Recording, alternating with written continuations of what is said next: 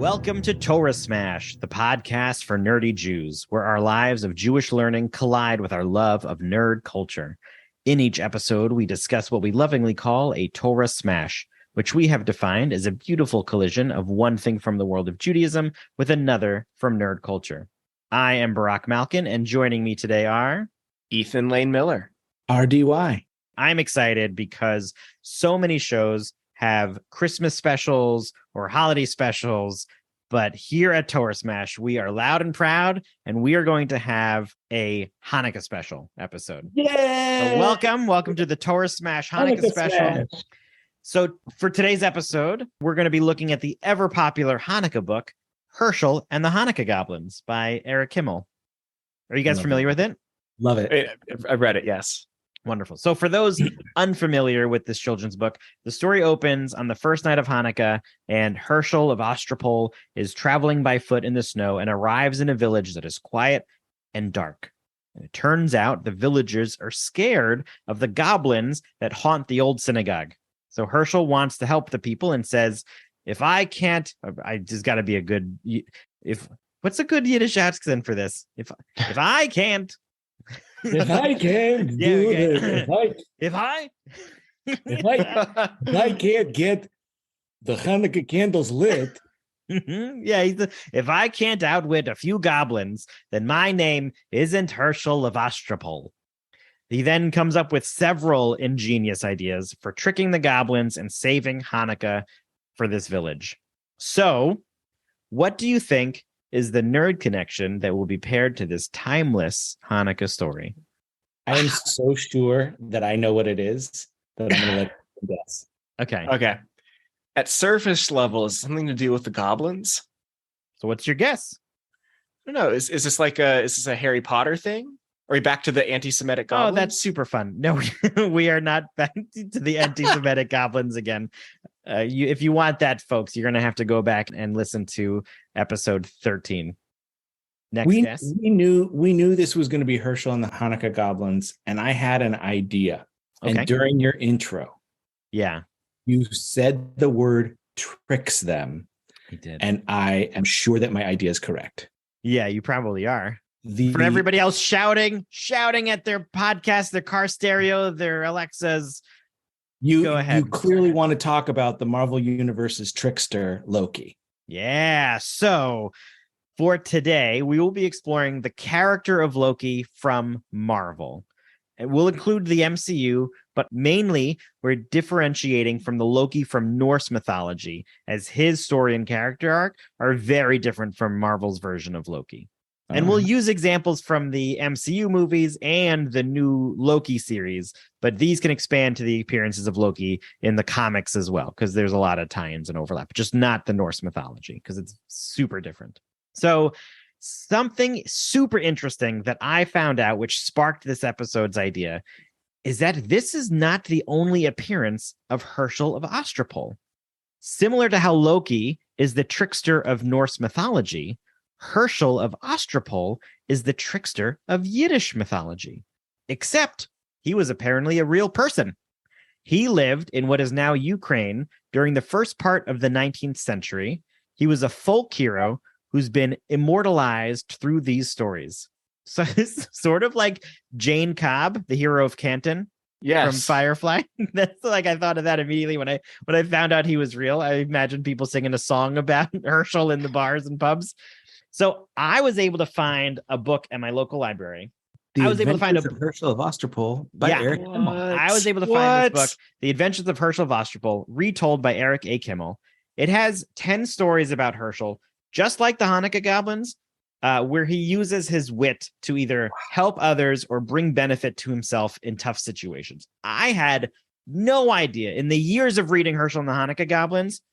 And they call him Hershel of Ostropol. It's like such a pronounced title that we usually don't get we don't say, Moses of wherever, because I don't know where he's from, or Noah of where, maybe do they introduce those people as this person of this country or this village? The way people are usually introduced are by their parents, except with our greatest heroes who are orphans.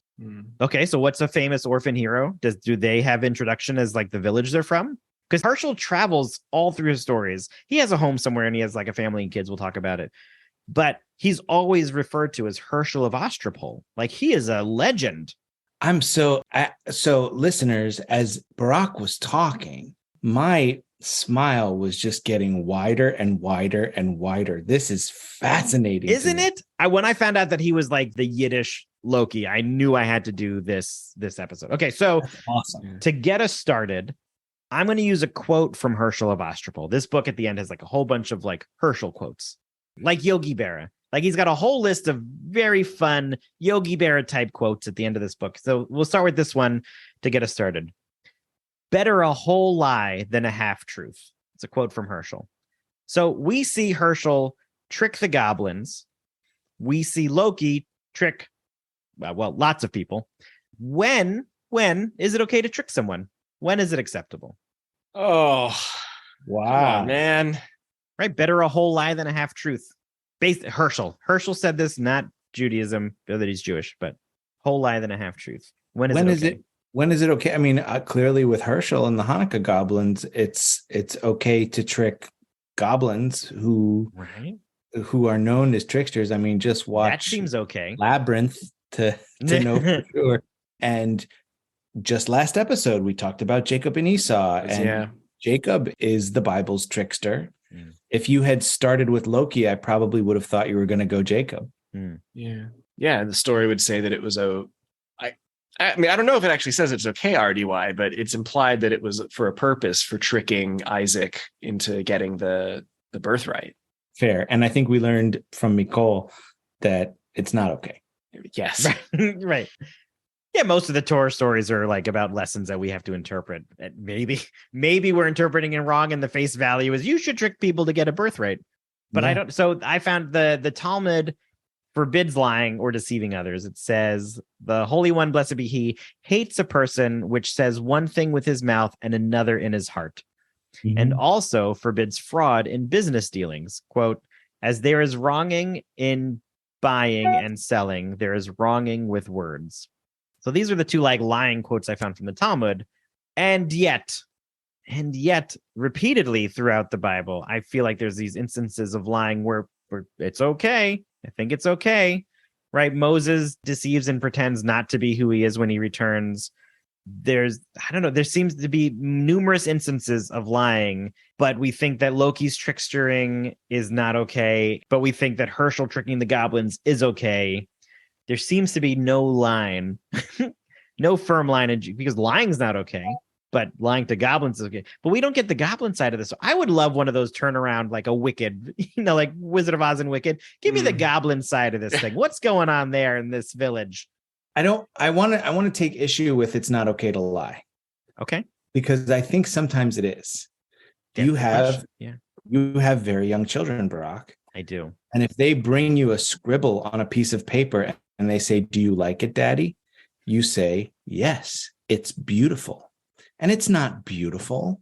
You like it because your child created it, but it's not beautiful. It's not a brilliant piece of art. It's scribbles. You know what? This is like more of a parenting thing. I don't know if I think I would probably respond with, oh, wow, look at that is so interesting. Tell me about your drawing. It might not even be interesting. I think but I think there's a difference in terms of maybe that's a half lie. Maybe I should go for the whole lie and say it's beautiful. But I genuinely like them drawing something, wanting to show it to me. That's interesting to me because they find this image to be fascinating. But no, I totally understand what you're saying, that there is this point of growth for them that requires me to not do a whole truth, because that's not the point of this interaction with my child, to say, you'll never make it as an artist, kid. You've got years of practice ahead of you. There's also the joke, does this dress make me look fat? Does this tie make me look stupid? Mm-hmm. Like, I'm not going to always answer no. Yeah, well, you just don't answer that question. Like that if you have to ask, the answer. So you are forcing a lie, or you say to me, which of these dresses do you like better? I love that question. I am happy to answer that question. Well, show me the shoes, show me the earrings, whatever. But not, does this look bad on me? Have you ever been deceived by somebody and then in the moment were upset, but later discovered it was a deceit and realized that it was okay?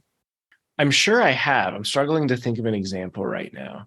I can't think of an example where I was told that I was good when I wasn't, or when I was, like lied to for encouragement. Mm. And I think that as an adult, I take criticism well. Like, yes, it hurts.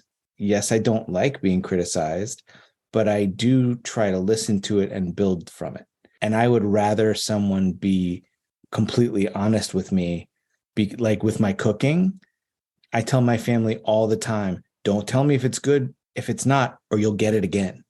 Well, I think that's right. It's less about you being able to take the criticism, I think, and more about other people being okay, being open and honest about it. Yeah. Right.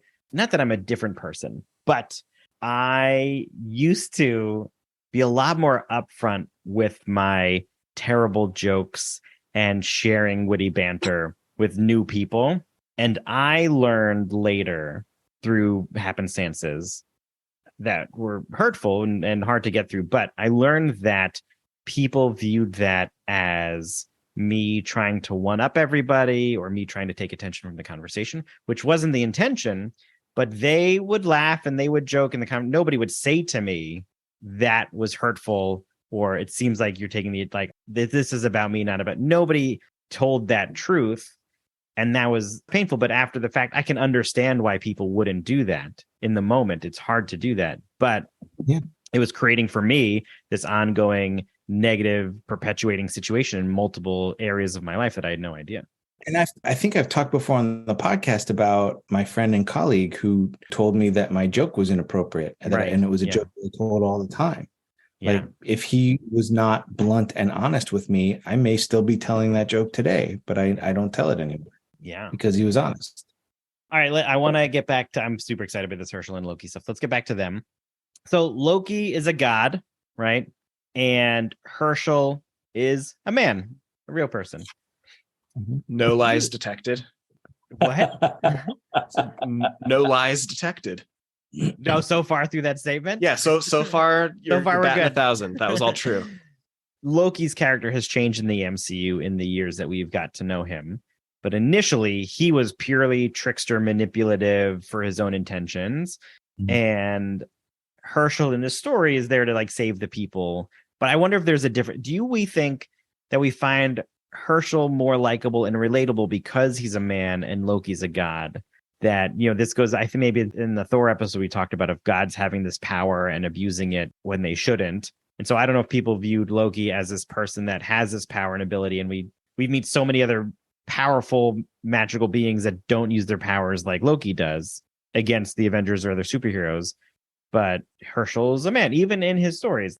I don't think any of them really place him in this overtly negative viewpoint, but it feels like he's more relatable in his stories as this legend of a person, as opposed to Loki of this Norse mythology, the god of trickery. So I don't know if you have thoughts about why one of them might be more likable and relatable, even though both of them have these same qualities of being a trickster. Well, Loki in the MCU gets a redemption arc. Mm-hmm. Or gets two redemption arcs. Hold on. I want to backtrack a little bit, because redemption implies he's done, well, no, he has done bad things. Mm-hmm. But maybe it's better to say Loki has character growth throughout. Mm-hmm. Which in a way makes him more human. And therefore, but we have other gods that we find likable and relatable. And so this weird balance between these two specific people with similar qualities, minus the sorcery. But one of them seems way more relatable and likable than the other. I think also with Hershel, now I'm only aware of Hershel from the Chanukah Goblin story. And so in that story, when the things that he does seem possible, where he says to the big goblin to reach his hand into the pickle jar and he takes a fistful, and that's physics. You can't pull your hand out of a jar when it's closed in a fist.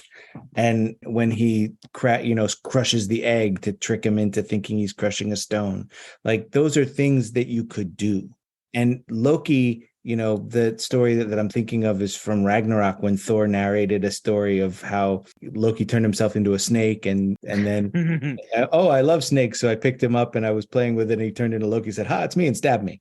So that, which was also improvised by Chris Hemsworth, but still, that, like, a god can turn himself into a snake, but we could all, crush an egg. Yeah, well, let's go back to the first Thor movie, where Loki really uses a lot more of his wit and intelligence to trick his father into banishing Thor, and by manipulating Thor into doing something that would then get himself banished by Odin, so that Loki could take the throne. Right? There was some sorcery in that first one, but the majority of his work was his mind, I would argue. That's fair. Glad we're in agreement. Yeah.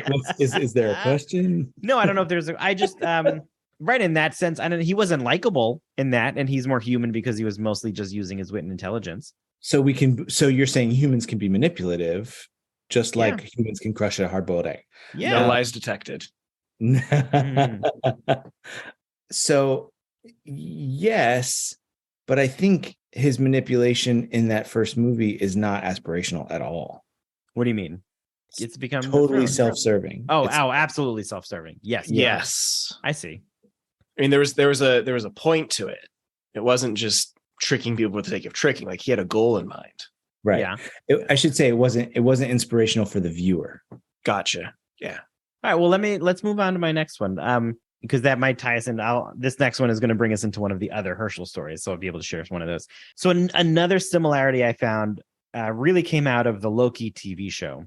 So at one point, when Loki is talking to Sylvie, she asks if Lokis are destined to lose, and he responds with something like, "No, we may lose sometimes painfully, but we don't die, we survive." And when Loki is pruned and sent to the void, the only characters he encounters are variants of himself. And the older one, who I believe they refer to as like classic Loki because he's more dressed like the original comics, he says it's because Lokis survive. It's just what we do. And so I found in some of Hershel's stories, he has a very similar motive. There's a fun story where Hershel is getting mugged, and he gives the guy great story. It's called, really fun. In the book, they call it The Bandit. And Hershel is getting mugged, and he gives the guy all his money. And when the thief tells him to turn around and count to 200 or some high number, Hershel pleads and says, "Oh, you can't leave me like this. I have a wife and kids, and if I come home without my wages, like, she'll never believe that I've been robbed." So he's like, "What should I do?" And he convinces the robber to shoot holes in his coat and then in his hat to help convince his wife that he was robbed. Right? Nothing too painful. He doesn't want him to be shot in the leg. He doesn't want him to be punched or whatever. Just shoot holes in my clothing so that I can convince my wife that I've been mugged. And then at the end, the robber says, "Well, don't ask me to shoot any more holes in your clothes because I'm out of bullets." So Hershel knocks the guy out, takes his money, and heads home. Right? Totally self-serving survival mechanism, but he uses his wit and knowledge to get out of the situation. So in this topic of it, if you guys can think about it, are there any other Jewish figures who you think could also be qualified as quick-witted survivors? A lot of them. I'm going to tell a story that my father-in-law of blessed memory shared with us. My father-in-law was a Holocaust survivor. He died about 5 weeks ago. And sorry. Thank you. He told a story about people who survived in the camps. And there were people who would scrounge in the garbage. And there were two types of people who scrounged in the garbage: the ones who scrounged for cigarettes and the ones who scrounged for potato shavings. He said the potato shavings they survived because they would eat, but the cigarettes would only survive if they sold them, not if they smoked them. So using their cunning to sell them, they ended up surviving, whether that survival was trading things from other prisoners or trading things from guards. I never asked for details, but that idea of, using one's wits to survive the Holocaust. It reminds me of Life is Beautiful. You ever see that movie? Yeah. Yeah. With Roberto Benigni. That seems very similar of this really terrible situation and using quick wit and intelligence to survive through as much as possible through that situation.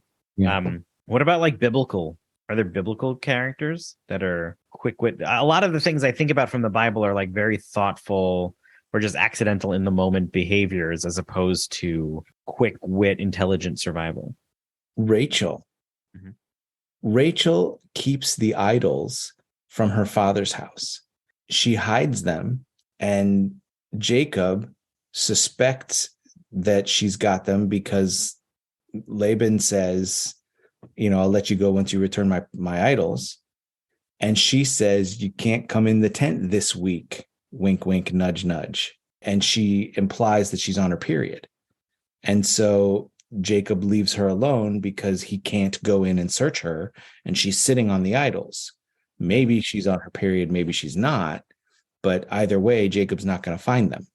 And so she is able to pull that one over on him. That's cool.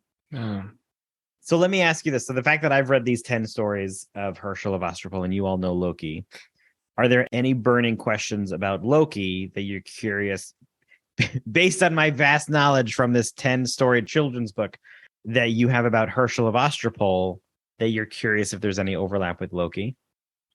I mean, I'm still struck on the idea that there's an Hershel expanded universe.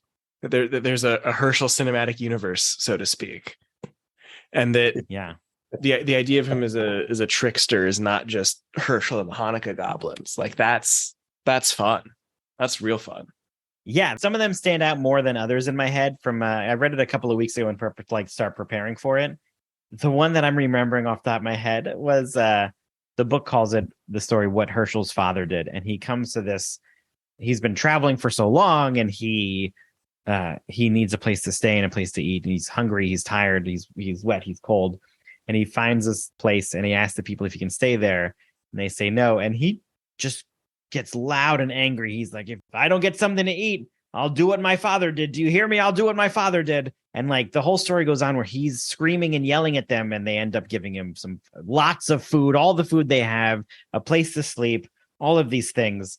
And at some point they're like, the couple is back in the kitchen. They're like, well, what did his father do? Like, I don't know, but I don't want to find out. Like, let's keep giving him this stuff. And so he continues to just rave on about, if I don't get what I want, I'm going to do what my father did. And so finally at the end, they say, the innkeeper, and it says, like, I don't mean to be rude, but we're just wondering, what is it that your father did? And Hershel responds, and he laughs, and he says, since you've given me such a wonderful dinner, I'll gladly answer your question. On cold, dark nights, when my father didn't get anything to eat, he went to bed hungry. And that's the end of the story. He just completely manipulated them into getting totally self-serving. Very different than the Hershel and the Hanukkah goblins, where he's there to like save Hanukkah and the rest of the village. This was just him starving, hungry, tired, screaming at these innocent people about what he wants. And it's a little varied than what we get, but it's the same quick wit and intelligence that he uses throughout the Hershel and the Hanukkah goblins. Like, we really get a few different stories in there because each night uses a very different mechanism for tricking the goblins, from the egg to the pickle jar. There's a couple others, the gelt game they play. And then the last one is also very different, where he has to get the goblin king to light the thing himself. Mm-hmm. And he does it. Everything is a very different mechanism, but all intelligence and wit. And I thought it was so fun. And if I remember correctly, in the Hershel and the Hanukkah goblin story, Eric Kimmel tricks us all a little bit in that he only writes like maybe 4 nights worth of tricks. He does. Yeah, we remember like the Hanukkah's 8 nights. I remember there's a big page spread with all of these other monsters. And I think he mentions like there's one with multiple heads and lots and different sizes and all these different things. But we get 4 total. I think we get the egg, the pickle jar, the gelt game, and the lighting the candles. So we get 4 out of 8. So in Hershel's other stories, he's using surprise or trickery as a somewhat survival, somewhat sort of problem solving method. Yeah, I think for some, it really goes on and off, right? The yelling at the people is totally self-serving. The getting, preventing being mugged, yeah, self-serving and keeping the robber from getting what he wants, and it doesn't stop the robber. But now he's out of bullets, so he's not going to rob somebody else that night, I guess. Right. I'm looking through the index, and not all of these stories like stick out in my head. There's one where he sort of tricks his uncle, who he's like indebted to. He convinces him that the table is sort of like, quote, like made of money. And he ends up tricking him so that they both end up making money, but without him ever discovering that the table wasn't made of money. So self-serving, but also benefiting somebody else. No, it really does feel, we joked about Jane Cobb, the hero of Cannes, which was completely accidental in his heroic story of just needing to unload the money because his plane was going down, and it ended up landing in the town square, and everybody's like, thank you for taking the money from this rich guy and giving it to all his poor folks and the peasants. But that wasn't his intention. I don't know that story. It sounds kind of like DB Cooper. Yeah, a little bit. So Firefly is a space western, similar to, and not so similar from Star Wars, but a one-season Joss Whedon sci-fi. Barack, I was about to say RDY. It's a big commitment to watch, a lot of seasons. Yeah, it's got one season and one. They ended It's up got getting half a season. Let's be real. It has half a season. It's a closing movie. Yes. There's this like big brawn tough guy as part of their crew, and they visit this town where Jane was, and he thought he'd be a wanted man. Turns out that they're in this bar waiting, and somebody starts playing on the guitar this ballad to Jane, the hero of Canton, and everybody is singing along. And so they're not in trouble, but they can't expose themselves now because this is the hero of Canton sitting in this bar that everybody's waiting on. There's a statue of him outside in the town square. It's if you haven't watched Firefly, I do expect that at some point in the future we will do an episode because it is a wonderful one-season masterpiece. But yeah. I mean, you've said all these things that I like, right. Joss Whedon, space. Yeah, it's a great like space western. It's awesome. But that's what sort of Hershel felt like, is that I sort of went back and reflected on Hershel and the Hanukkah goblins, and he wanders into town, and it's dark and quiet, and it's Hanukkah. Part of me wonders, is he doing this so that he can celebrate Hanukkah himself and that he won't be bothered the rest of the time that he's here? Because I don't know why he's walking down the road into this village. In the stories, you find out he's got a wife and 7 kids. So why is he wandering on his own through this village? But is he doing this so that he can safely have a place to eat, so that he'll eventually get praised and be given lots of goodies and respected or whatever it might be? Part of me thinks that we are getting this minute story of, this Loki-like character, that if we only watched the Loki series, where he makes a really quick turnaround in the first episode because he watches his life literally before his eyes, and all of his family die and the pain that he has to go through, and he feels it in the moment. And now he's this heroic person because he's in this space that he doesn't believe he can use the sorcery and the magic, the Infinity Stones are nothing. He immediately becomes this 180. We love this character.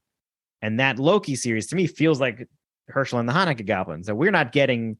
If you only watch Loki, the show, you're not getting I've tried to kill my brother, I've tried to take over the planet, I've tried to work for Thanos. You're not getting those pieces.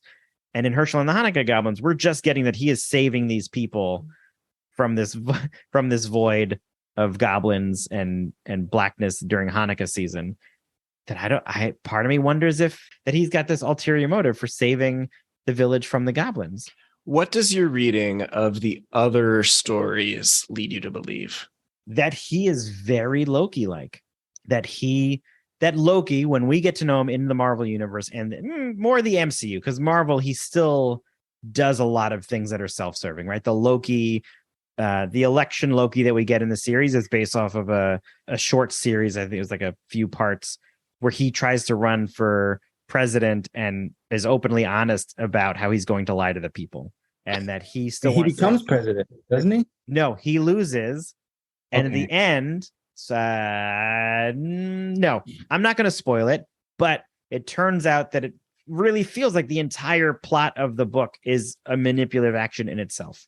And so it still is self-serving. So even in the Marvel comics, Loki still doesn't seem to have this redemptive arc that he's getting in MCU, probably because of Tom Hiddleston and the amazing acting he's doing, and that people keep wanting him to come back.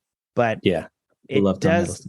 Hiddleston. This Hershel character feels very much like the Loki character that we want to love. That's what Hershel feels like. He's like a trickster character that we love. And I think it's because he's got this human side that we can relate to, as opposed to this pure god, sorcery ability, trickster, etc. But that was one of the reasons that this pairing just really felt like it made sense, is that it, as you asked Ethan, he feels very Loki to me without the magic. Absolutely. I also want to, like, going back to the ur text of Torah, I find myself consciously avoiding Jacob in this whole episode because of what we talked about. Right. We just had the last, folks, go back and Right? listen to the last episode with special guest Nicole Zimmerman.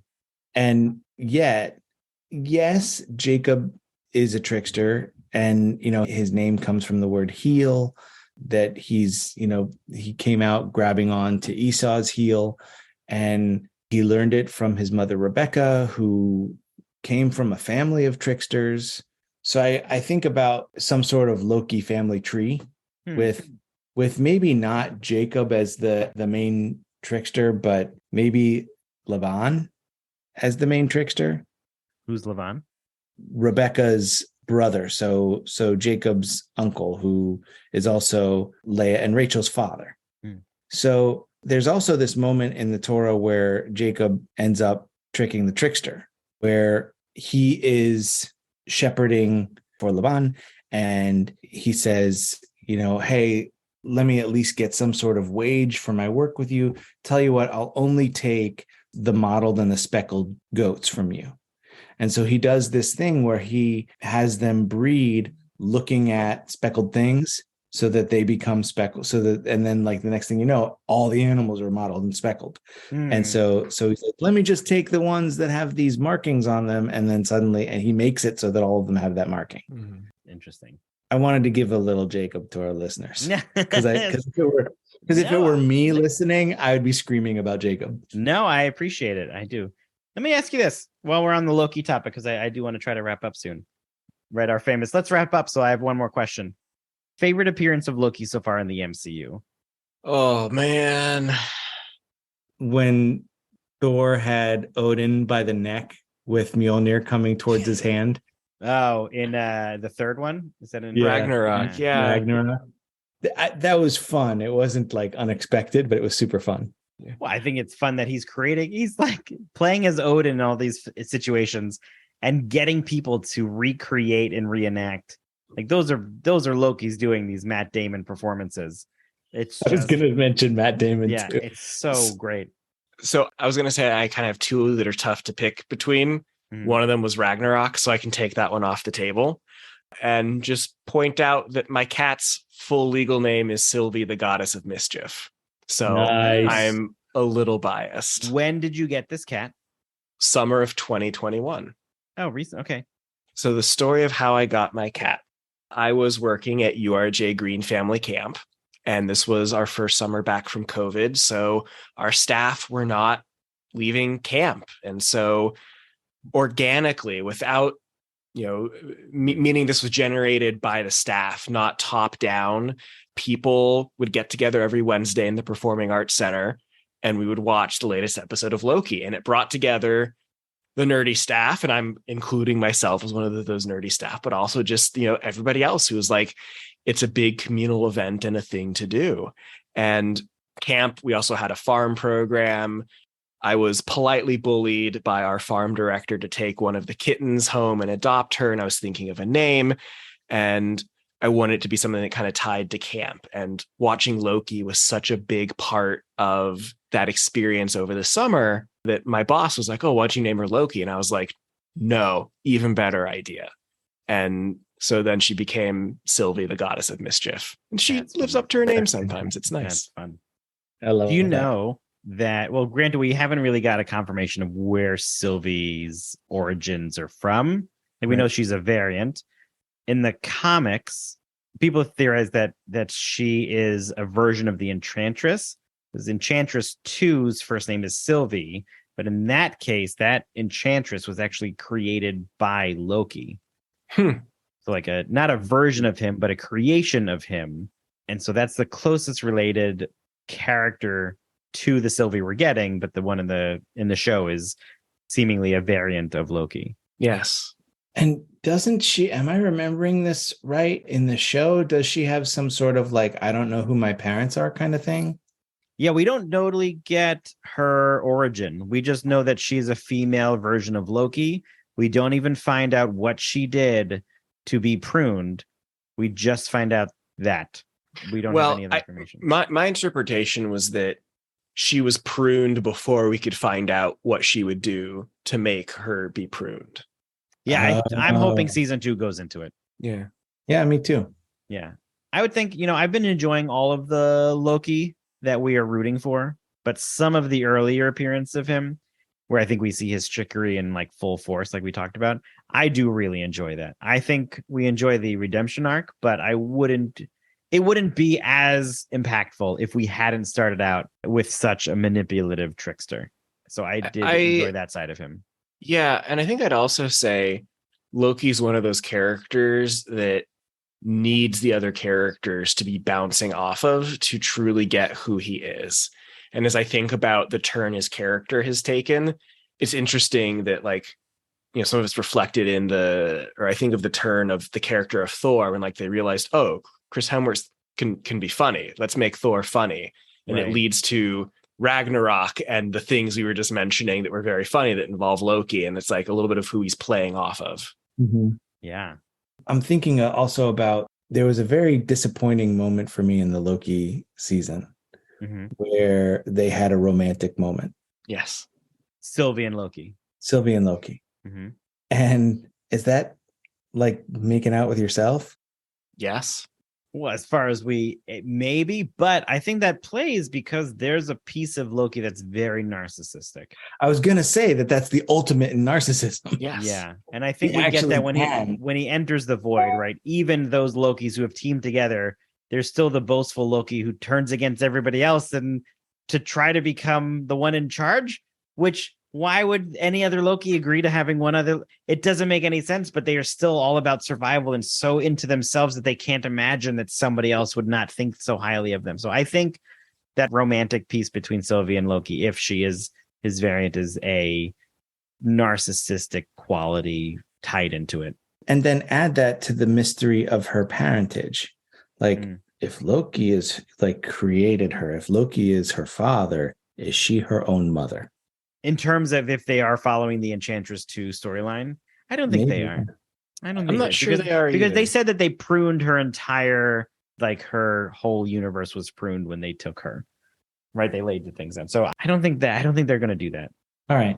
Yeah. Just some thoughts. No, that's good. Anything else? Anything else about Loki or Hershel and the Hanukkah goblins before I wrap this thing up? Hershel has long been one of my favorite stories as an educator. So if you are a Jewish educator or interested in Jewish education, this is a great time of year to give yourself the gift of Hershel and the Hanukkah goblins, or the stories of Hershel of Ostropol, both by Eric A. Kimmel. Yeah, check it out.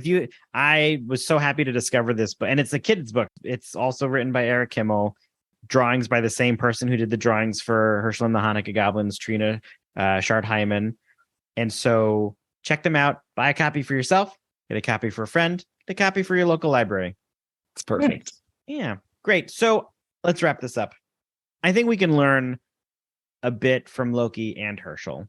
Loki says many times in the MCU that he is burdened with glorious purpose. So whatever our desires or intentions or goals are, the things that we need to do or want to do, they don't always come easy. And I think that the things in life that are worth having are difficult to get. We find them burdensome, but Loki and Hershel create plans. They use their skills of wit and their experiences to reach their goals, and they are determined to do so. So whether you're from a different timeline or a different period of time, a god or a person, going up against Hanukkah goblins or going up against the Hulk. Figure out what survival means for you and what your glorious purpose is. Or not. Just enjoy life because maybe you're a variant, which means it doesn't matter because if you're pruned, this whole universe and this podcast disappear anyway. Love it. That was good. Yeah, that was super fun. I enjoyed that. And also, happy Hanukkah, everybody. Yeah, happy Hanukkah. That's a wonderful way to end this. Let's end with a happy Hanukkah because this comes out in the middle of Hanukkah. We talked about the book. We have not talked about Hanukkah itself. Maybe we'll do that another year. But I wish you a non-dark and not quiet Hanukkah, like the village that Hershel had encountered. But lots of Bring joy. on the light, bring on the heat. Yeah, bring on the light, bring on the heat, bring on the joy, the laughter. Enjoy your time with friends and family safely and fried foods. So enjoy happy Hanukkah. Ma'otor Yeshuati. Thank goodness we don't have to pay the rights for that. All right, well, that'll do it for this episode of Torah Smash. Our fiscal sponsor is Jewish Creativity International. Our theme music was created by Sean Fogel. You can check out Sean's bands and studio work at www.thesleepywest.com. This episode is supported in part by URJ 6 Point SciTech Academy. URJ 6 Point SciTech Academy is the only Jewish overnight STEM camp in the multiverse. At SciTech, their campers and staff dive deeply into their shared passions for science and technology in a warm and inclusive environment. If you love Torah Smash, you'll love 6 Point SciTech, where science inquiry meets fun. To learn more about joining URJ 6 Point SciTech Academy as a camper or staff member, go to 6pointscitech.org. We want to hear from you and continue today's nerdy discussion. Go to torahsmash.com to find where to connect with us online, purchase swag from our store, support us with a donation, find previous episodes, and more. And I am Hershel of Ostropol, and I am burdened with glorious... No, forget it. I don't want to kvetch. It's just that I'm Meshuggah from schlepping this glorious purpose Mishigas. But I'll be fine. Don't worry about me. Just leave my tuchers here to Platz. Boy, am I verklempt.